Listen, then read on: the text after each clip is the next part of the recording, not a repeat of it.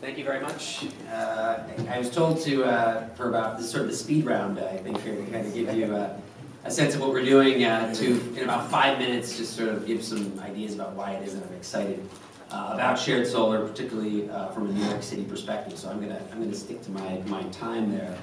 One of the things I think you can take a look in the brochure, a little bit about my background, but just in terms of what I do is I work for a nonprofit in New York City where we specifically look at areas within the city that we think have really high potential for solar adoption, but might maybe have particular barriers that limit adoption, and we work with those would-be adopters to develop strategies to help them overcome it to realize projects. So we've been able to develop about 1.5 megawatts of solar in the last year in certain parts of the city where there was really either no or very limited solar penetration, including affordable housing.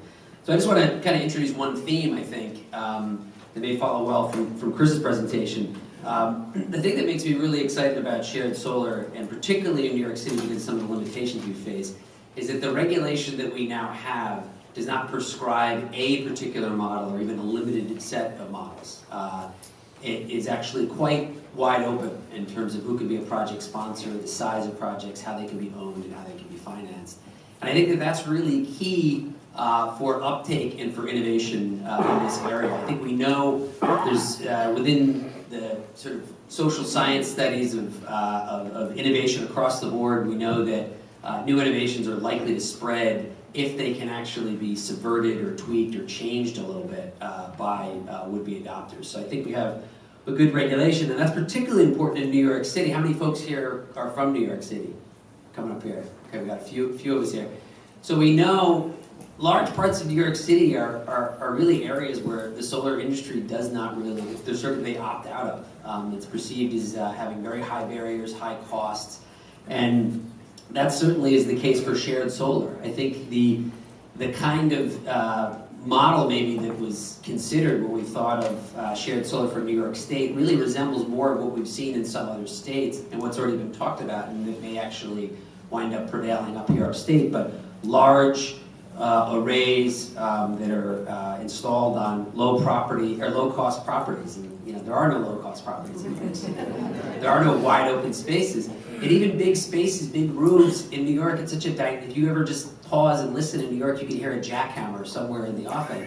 It's a changing landscape. So to lock yourself into a large solar array in a garage where that property owner might not want it to be a garage in 5 years is a risky undertaking. And then there's a range of interconnection issues that are also challenging with large arrays in Con Ed territory because the network grid. So what we're looking at is how do we sort of subvert what this regulation offers us? Not subvert, but use it to solve actual New York City problems. And I think what's exciting is I think in New York, you're going to see a lot of different types of iterations of shared solar popping up in different segments. And importantly, a lot of that is going to be driven not by developers, not by industry. They will not be at the center of that matrix. It will actually be would-be adopters. It'll be community-based organizations that want this and need to figure out a way to do it, and developers will help them do that.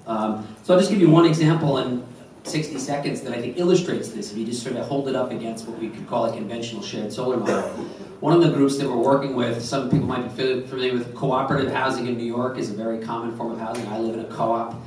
There's a category of cooperatives called HDFCs that were set up in the mid-70s that were in abandoned buildings that had been abandoned by landlords. And the city basically allowed low-income and moderate-income individuals to own equity in these new co-ops.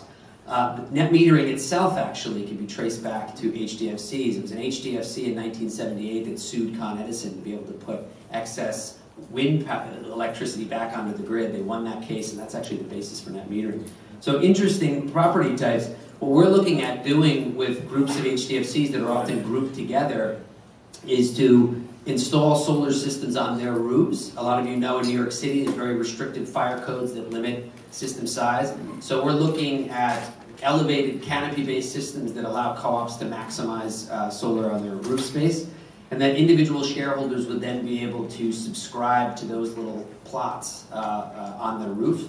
We're partnering with an organization that I'll talk later called Co-op Power in putting together the financing for this. but we're looking at doing these HDFCs, which are often concentrated in the same neighborhoods, in big groups. So it's almost a combination of sort of a solarized aggregation with shared solar.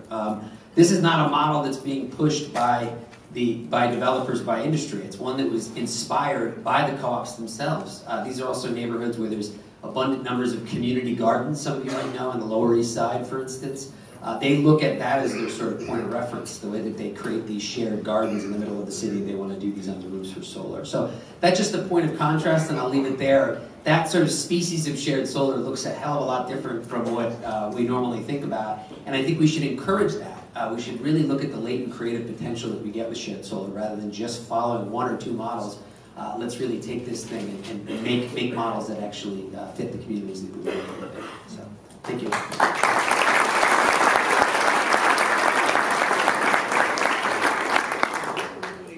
On their roofs, a lot of you know in New York City there's very restricted fire codes that limit system size. So we're looking at elevated canopy-based systems that allow co-ops to maximize solar on their roof space.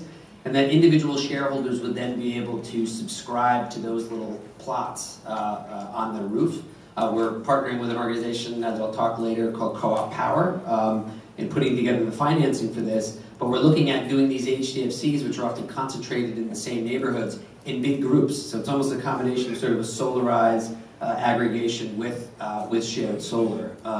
This is not a model that's being pushed by developers, by industry. It's one that was inspired by the co-ops themselves. These are also neighborhoods where there's abundant numbers of community gardens, some of you might know, on the Lower East Side, for instance. They look at that as their sort of point of reference, the way that they create these shared gardens in the middle of the city. They want to do these on the roofs for solar. So